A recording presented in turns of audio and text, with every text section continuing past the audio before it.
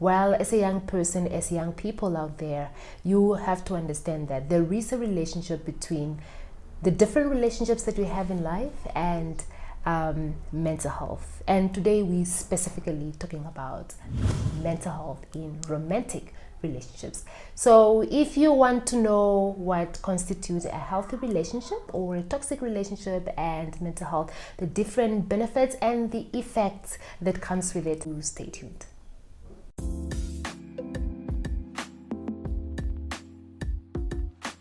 Hi guys, welcome back to my channel. Thank you so much for joining me again today.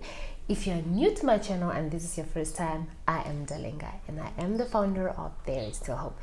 Welcome to my channel. And if you are new, please do subscribe and become part of family.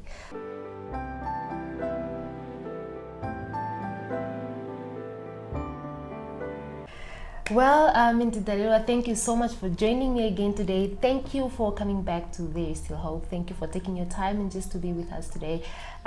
It's always a pleasure to have you around, and I look forward to the discussion that we're going to have today. Welcome to There Is Still Hope. Introduce yourself. Okay, my name is Magdalena Didalelwa. I'm a mental health nurse. But as I said in my previous interview, I am not here representing nursing, nor the Ministry of Health and Social Services. I am here as a community mental health activist because mental health is my passion. It's something which I always want to do whether I'm at work or in my free time. So, because I believe that we all need to be mentally healthy in this country, and we need to talk more and more about mental health issues. So, thank you for having me. You're welcome.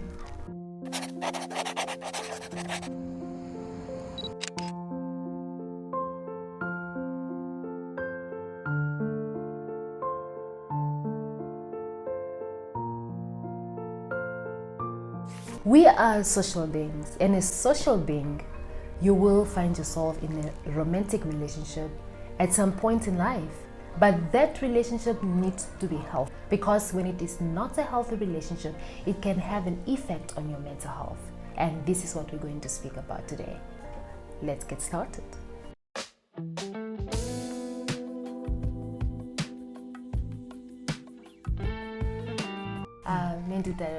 What constitutes a healthy relationship and what benefits does it have on one's mental health? When we talk of a healthy relationship, like you said, we are focusing more on its benefit on mental health, because that's the topic we are willing to explore and talk about. There must be trust, open communication, respect, love, and security, all those type of components which we always talk about. Already from the foundation of the relationship, there must be a reason why you fall in love with that person, or why you approach that person to be in a relationship with. It should be based on love. There must be true love. There must be true love. And it should be based on respect. It should be based on care. What benefit does those ones have? When you feel loved, it gives you a peace of mind. It builds your self-esteem. Your confidence. It builds your confidence. So because you feel somewhere out there's somebody who loves me, somebody to fulfill this need of me. Because being loved is one of the basic needs. So when there is someone in your life or whom you approach to be part of your life, to be in a romantic relationship, or need is fulfilled, it gives you that peace of mind that I am not alone, somebody loves me. That should be genuine love. With the trust which we always talk about, when there is no trust, when you are suspecting each other, or when you or you behave in a way that somebody lose trust in you, it's not a good thing. When you are not trusted, you feel like you are rejected, you are not worth you are a liar, you are a criminal. It gives you that negative mental effect on yourself, because really nobody wants not to be trusted. Somebody who's thinking that you are up to something, or when you then behave in a way that somebody loses trust in you, is also not good. And we display it in so many ways, sometimes in our words, in our actions. You have your phone with a pin, and your partner has got no way that she can look what you are communicating with, but there are things of your relationship which you really not to hide, but you are there with your secretive behavior, secretive words, things which really make a person not to have hope or trust in you. It disturbs him or her mentally, because you don't know where you stand with this person. So when it comes to respect, the effect, lack of respect has got effects that when I'm not respected, I'm not a human being enough. I'm useless. I'm of no value. So that's what it does to your mental well-being. So you want people to respect you. You want your partner to respect you. You want him to value you like like an equal partner or equal brain to him. But if he does not respect you, he sees himself higher than you, you are nothing, and it leads to depression. It leads to depression in a long run, because this person might do it for a long time, disrespecting you, saying words to you, behaving in a way that it disrespect you, disrespect what you are saying, disrespecting your contribution. It really breaks your moral and make you feel like, I'm not smart enough, I'm just there, I'm not able to achieve or to do anything anyway, because that's the spirit he puts in you or she puts in you. It really breaks you mentally. When it comes to a healthy relationship, there must be protection also, and care. So with protection, when there is protection, the benefit is you feel protected, you feel secured, you feel you are worth, are not vulnerable, you feel there is someone out there. And protection is not only on physical, when your boyfriend or your girlfriend got attacked, or your husband or your wife got attacked. It's not only that. We are talking of mental health, mental health protection, whereby when things are not good in her life, at work, at school, with her family or with his family, you are there to protect her or him mentally, being supportive, being able to find out what he or she is really going through and support, by showing that I'm there, even if you cannot tell her or him what to do, but show that I am there. It builds your self-esteem, it gives you morale, make you feel secured. It makes you feel that you are not alone. That loneliness component is not there. You feel I'm with someone, and this someone is taking care of me mentally. Because sometimes you have a boyfriend or you have a girlfriend, but you are just suffering there alone. He has got nothing to say to you or to support you. So you are suffocating alone. But you are in love with someone. That someone needs to come to your rescue mentally and support you, just for you to feel more strong to face whatever you are going through. Maybe the other component will be in a healthy relationship, communication. We always now talk about communication and communication and communication. What are we talking about in terms of mental health? Communication needs to be open, whereby talking about anything or everything about your relationship, and it should be healthy from both sides. The communicator should be able to communicate clearly for this person to understand what you are saying and pass your message clearly to the person, but not to guess that maybe you understand what I mean, like you can read my mind and just understand what I mean. Assuming. That's not what the communication is all about. It should be from you, the communicator. You should be able to say it clearly, for the person to understand really what you are saying in a respectful manner, and with your verbal your words and with your actions. The person should be able to understand you. And to the listener now, you should be able to listen wholeheartedly. Not to listen to answer, as we always say, you are just listening to give your answer. You have to be able to listen and show the person that I'm listening and I am with you. When in terms of mental health now, there are skills which all human beings should know. They are not technical, they are easy. When you are listening to a person, you have to indicate that I'm really with you. Because if you are listening and you are on your phone, then you are not listening. Yeah. Or I'm talking to you and you are paying, or we are in a very open space with distractions and what. So you are not paying attention, you are not listening to me. You are listening even to the person's non-verbal communication. Yeah, and whatever you observe now from this person, be able to give it back to the person. I hear you, what you are saying.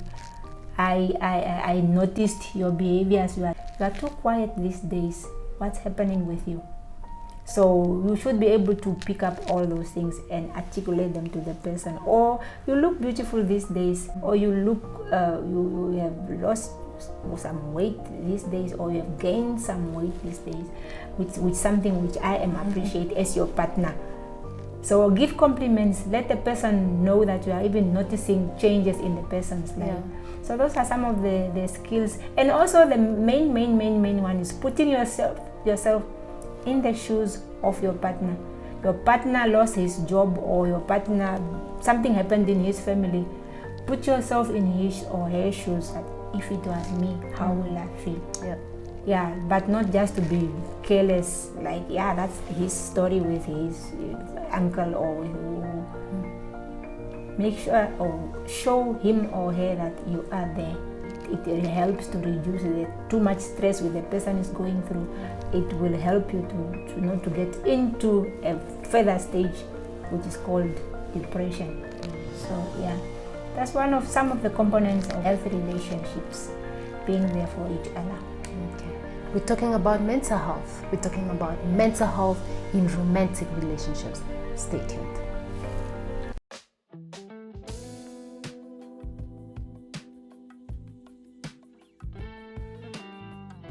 On the other hand, being in an unhealthy relationship can be dangerous to one's mental health, because it can come with insecurities, anxieties, depression, hopelessness, even paranoia to such an extent if care is not taken. We would like to understand, when is a relationship unhealthy and what effects does it have? As I said, the relationship should be built out of love. I love this partner and I want to be with her or him in the relationship. So, and I said also that there must be care. I am in a relationship with this person and we are going to care for each other, not only physically and emotionally also. So a relationship which is not built on that foundation tends to be not healthy. So an unhealthy relationship is a relationship which is controlling. That's one of the big things which happens in an unhealthy relationship, and it can be from both sides. Manipulative, intimidating, isolating, a relationship which is like cutting your partner off from a certain happiness, so that a relationship is not healthy. What effect does it have in your brain? It can make a person feel unloved, isolated, fearful, because you are having this person who is controlling you. There is shame, there is embarrassment. For example, you have got your partner whom you are always controlling to the extent that other people can also see it. It causes embarrassment to this person. For example, it's a man now, you are busy out somewhere with your friends, having good time, and then here is your girlfriend who is ever calling and finding out where you are, trying to control you, and other people become aware of it. They can make fun of you. What embarrassment can it bring to you? It can cause a lot of emotions in you. It can cause anger. frustration. It can cause so many emotions which can lead even to violence, aggression, which is one of the symptoms of mental illness. And this aggression is not a normal aggression. It will now come along with other mental symptoms. And then in the end, it may also lead to stress, because we are now stressing this person. And if this person did not find help, depression will set in. There's no doubt about that one. So a relationship which does not have communication, open communication, as I said, whereby partners avoid each other when there is problems, or arguing all the time, disagreeing, hiding their feelings, avoiding, being defensive. It makes a person feel, what is the use? Like you lose hope in this relationship. You become hopeless. You become confused. That's another sign. You become confused because you don't know where you stand with this person. So you end up also doing your own things. Because you live in two different worlds. You don't have communication. You don't put things at the table and discuss it and find solutions. Sometimes you end up now solving things in a very wrong way. Self-harm or harming others, like we know now. Suicide is very high in our country, and it's one of the main diseases now of mental health in our society. Is because communication is not there. People are not availing themselves to each other. People don't know each other because they are not communicating. But the moment those things come at the table, then you even know how to handle each other. You will know each other's emotions. You will know where to support, and you will know where to keep quiet, and you will just know this person very well. And the other part of unhealthy relationship will be lack of trust. Like I said, when you are not trusted, you become hopeless. So it's like, if I'm not trusted, then which means I'm not a good person. Sometimes you even develop low self-esteem, because I am not trustworthy. I cannot be trusted by my partner. So maybe this is how other people see me also. So it creates a very negative image in you. And another aspect of unhealthy relationship, it's dominating your partner, not allowing your partner to be independent in terms of making her own decisions, in terms of performing some of her tasks. You are there controlling whatever the person is doing. You want to be the last person to have a say. Whatever the person is deciding for herself, you also want to be part of, and you want you want it to be done your way. Imposing your wishes on a person is very, very unhealthy, because it leaves a person with feelings like maybe I'm not really worth doing something for myself, or a person will feel like I'm too powerless, because this is the picture you are giving a person. This is a picture we are giving the person. The person will end up having low self-esteem, because it seems like I cannot. And some of the partners really go to the extent of intimidating a partner to say, you cannot make a decision on your own. You cannot think clearly. You know how you did what. They will really try hard to put you down, manipulate you, to make you believe that I'm not worth doing anything. I'm not worth making this decision on my own. I'm not worth doing this task on my own. So that's the mentality the person is putting in you, and you might end up believing it. And you might do it in the outside world also, because you think everybody that's how they see you. You can't even speak good English. You can't even behave openly in a public. I look at you, don't even wear nice. Those psychological manipulation which can make a person feel worthless. And I also want to believe that it's more dangerous when it comes from the person that you love, or someone that you trust. It's okay for it to come from somebody else that really doesn't matter that much. But when it comes from somebody that you really just gave your heart to, or that you really love, it's breaking. So it breaks you to the point that sometimes you look yourself in the mirror and you believe, yes, it's true, I'm useless. And the longer it goes, I believe the deeper it sinks in, and the much damage it does. Damage to your brain, yes. The other thing is maybe the agreements, reaching unhealthy relationship. There is always problem with agreements in whatever you are doing. I'm talking about giving consent of whatever you two are doing in your life. So like I said, some of the partners, they will impose themselves or their wishes or their whatever in a partner, but this one does not give consent to it. Consent applies to everything, even to sex. There must be consent. Even to take a certain step in your relationship, there must be a consent. There must be this agreement that yes, we can do it, or I am willing to do it. Because if you impose yourself or your decision on this person, it might be that the person does really not support it or does not give consent to it. She's just doing it because of the intimidation you have given her, or because of the beliefs which you have instilled in her that she's doing it.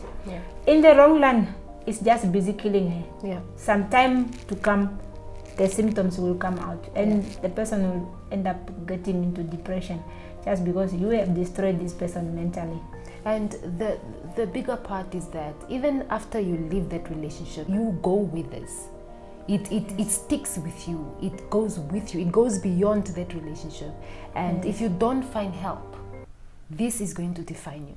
Yeah, because with a controller, it's not that something which he or she does once, and the more repeatedly things in your mind, it gets stuck in your mind. So even if you get into another relationship, you are going with that fear. As I said, it creates fear, even for the next relationship. We have got this fear that maybe this one will also see me like the other one saw me. Maybe the whole country is seeing me like this one sees me. It's stuck with you.